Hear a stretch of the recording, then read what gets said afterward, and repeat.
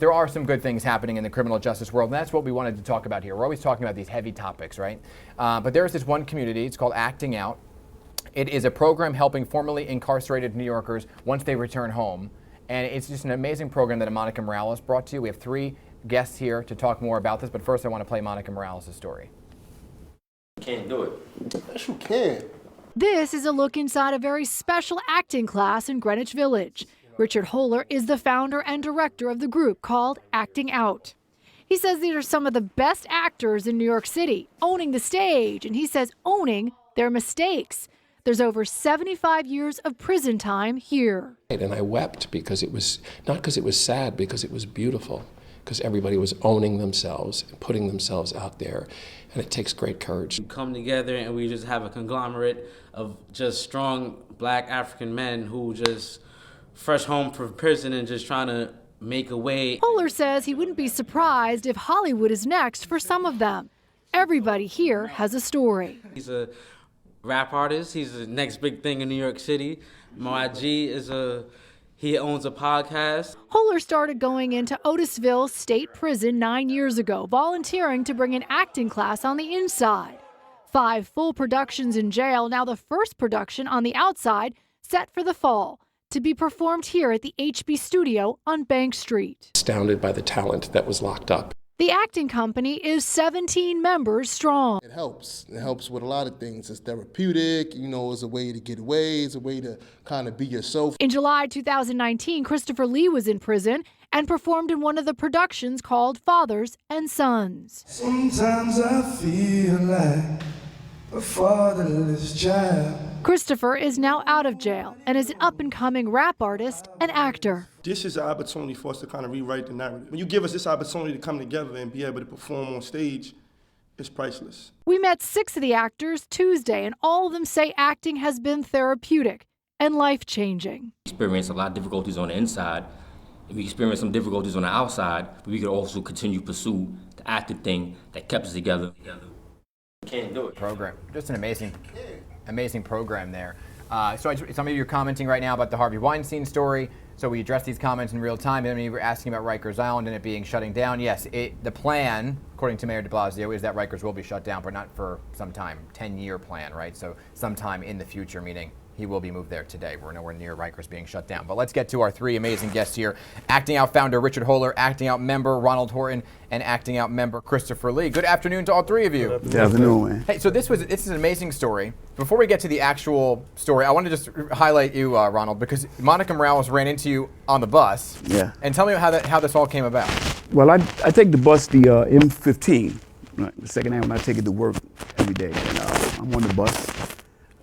I saw her prior to that, but I didn't say anything. So I saw her and I said, "Are you Monica?" And we got up a conversation, and she told me some of the stories she was covering, and then she told me she was interested in, excuse me, people who were formerly incarcerated. Right. And I said, "Well, I was formerly incarcerated, and we got a good program," and then it led to that, and here we are. And the rest is history. That's amazing. How these chance encounters on public transit are amazing. But that's why we tell these stories. So, Richard, first off, you have been working within the jail system quite some time. Yes. When did you decide, okay, I want to do something for once people get out of jail, and how did Acting Out become the thing you wanted to lead? Right, yeah, well, over the last 10 years, we've done, I teach weekly, and then we've had 5 different performances, and every time we have a show, everybody gets so excited. It's such a great experience, and a lot of change occurs there. And the guys once said to me, they says, "Rich, wouldn't it be amazing if we could do this on the outside?" And that people kept saying that over and over, and I heard it, and I thought, like, yeah, but that's asking a lot, you know what I mean? Like, and as I kept hearing it, I started to think about it more and more and more, and then and I started to work at HB Studios. I said, wait a minute, they have their mission is very close to ours, and so I pitched it to the Edith Meeks, who runs HB Studio, and she loved the idea, and this crazy idea that we thought would never happen is now several months strong. We're having classes, and we are moving forward. We're going to be having a production at the end of the year. 17 members strong, right? Yeah, In just a couple of months. So for you, Chris, did you always you spent some time in and out of the prison system, Yes, right? yes. There's no surprise, no shock there that that people know about this now. Yes. That doesn't matter because you're out and you're back in society. But what what pushed you to want to become an actor? Oh man, I guess I got time to tell the story. Yeah, tell me. We got time. Well, I guess, having the opportunity growing up, and you look at TV, I think I fell in love with making music more, and I think I kind of lacked the confidence needed to be able to go out there in front of people. Acting kind of happened just by chance, I would like to say. I attended a class that Rich was giving. He picked me for 2 roles, and one day I just decided not to go back because I felt the pressure. It was too much. I actually went to go watch the same play I was supposed to be in, seeing somebody else in that role, realizing I could have done that. And I ended up writing them a letter stating, I apologize, but I got a lot of stuff going on. Because when you're in prison, mentally, there's a lot of things you're dealing with. 2 years after that, I showed back up, and I haven't left ever since. And when you were in and out of the prison system, what was the tipping point for you that you said, okay, I'm not going to go back for a 4th time, okay, and I'm going to pursue a career or a passion of mine? I believe it's the support of the people that you leave behind, and then the people that you actually meet while you're in there. Because I think there's a stigma that when you go to prison, you come out and you're worse. Yeah. The catalyst for me is just you kind of being sick and tired. People have this saying, sick and tired of being sick and tired. Yeah. And there's so much more to life. I mean, I know guys that I've left behind that are never going to get out in a medium setting, for their crimes or whatnot. And I realized I was just better than that. The support of my family, my mother, even my father, like friends and family, just being there, just caring. You owe it to yourself to be better, as well as the people that are supporting you. Yeah, absolutely. And Ronald, for you, what was it? What was the point for you? How did you find out about acting out, and how did you say, okay, this is what I want to be part of? Well, Dan, prior to me being in Oldsville, I was in another facility called Arthur Kill, and it was a theater workshop there, and I was a part of that. And we did a few plays there. Just so happened, ironically, they have Soldiers play on Broadway, and I played Sergeant Waters inside the prison system. Oh, wow. We did the Soldier Story, and I played Sergeant Waters. But maybe they'll call you up on Broadway. Yeah, maybe. But the turning point for me was I wanted better for myself. I got tired of, like you said, sick and tired of living a destructive life. Yeah. And I sat back and it dawned on me. One time I was incarcerated in solitary confinement. When you're in solitary, you get a lot of time to think. And it reminded me of something I read once, and it said, the voice of God came to a man and said, change the world. And the man said, but how can I? The world is so vast, so complicated, and I am so small. And God in his eminence and his voice said, just make a better you. So I say to say, I make a better me. So the people that I surround myself with or who I involve myself with can possibly be better at who they are. And Richard, these are the stories, these are the lives you're changing through this program here. What is your goal and vision for as this program continues to grow? Well, eventually we would like to, we're starting out with men because that's who I've been teaching because I work in a men's prison. But eventually we want to start opening the program to women so that we can expand our productions and, have a more, and I mean, my goal for this is something that isn't just a fad or a phase or something, but that it's something, I mean, that's why we're associated with HB, which has almost like a 90. What is HB? Herbert Berghoff Studios in the Village on Bank Street, and they're really almost a century old. Yeah. So like they're established, they're there. I want this to become a part of that, so that when I'm no longer here, the program still goes on. And you have a show at the end of the year. Yes, it's Fathers and Sons. We did Fathers and Sons in the prison last July.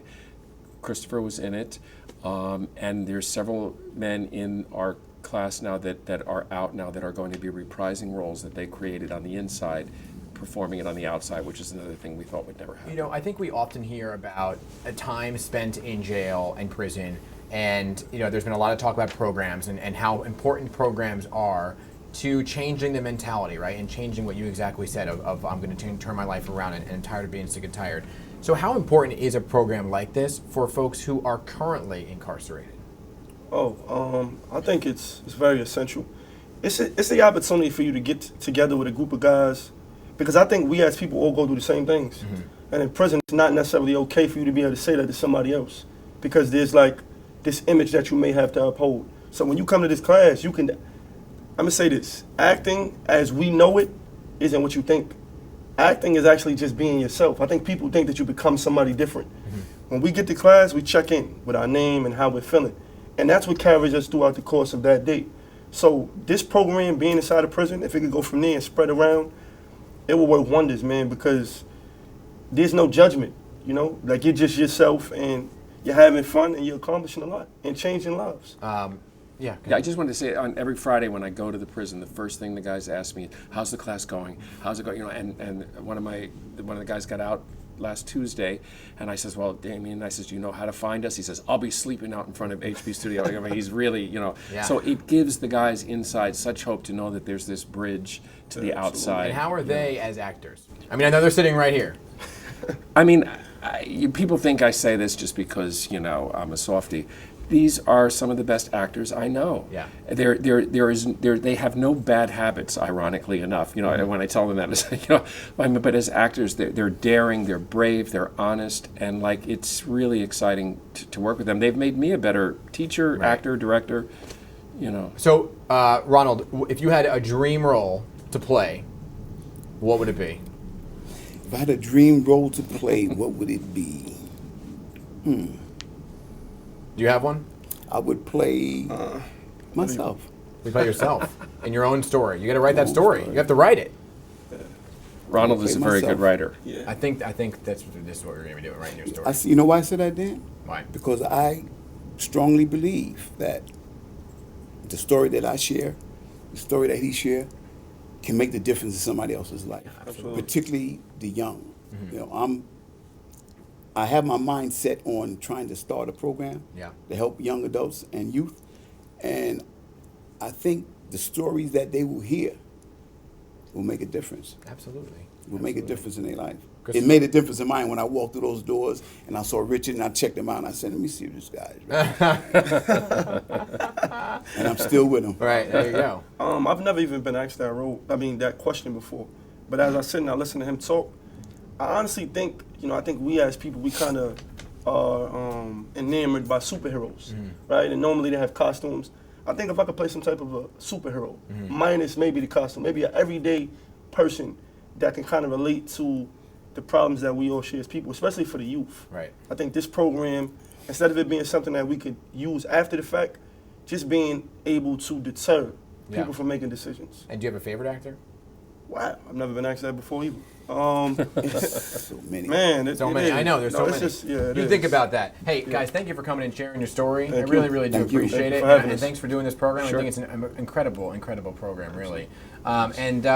Appreciate you guys again. We're gonna have that story online. Monica did an incredible job. Thank guys you met her on the bus. Yeah. Thank you to Monica. Able to brought that story. Thank to you, us. Monica. Thank you, Monica. For the latest updates, by the way, on the crime stats and the Harvey Weinstein story, I know a lot of you are asking questions about it. We're gonna have information on pix11.com.